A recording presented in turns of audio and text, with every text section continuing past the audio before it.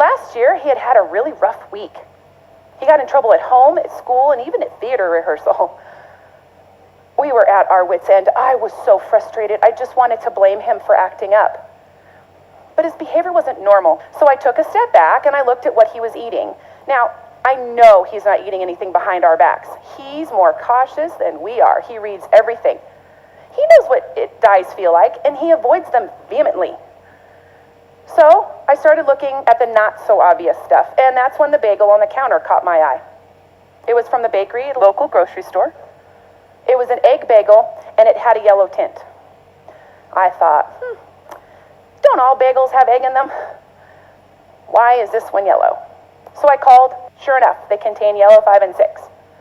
He had been eating them twice a week for 3 weeks. That's all it took. See, each dye affects him differently. Red makes him hyper, gives him migraines, and causes brain buzzing. The behaviors resemble ADHD, and the effects last about 2 days. Green makes him manic, hyper, and euphoric.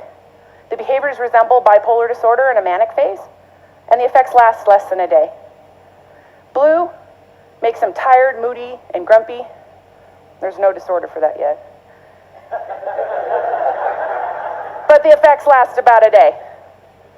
Yellow is sneakier. Yellow intensifies emotions, increases anxiety, increases agitation, aggravation, and defiance, leading to violent outbursts and thoughts of suicide.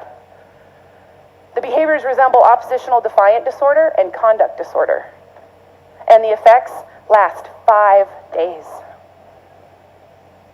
As we looked, we found that dyes are in many things. Go to any kid's party and they're everywhere. You see? Our country likes their bright and shiny stuff. But at what cost? The health of our children's bodies and minds? Now, I know, some of you might be thinking, maybe dyes only affect your kid. And I wish that was the case.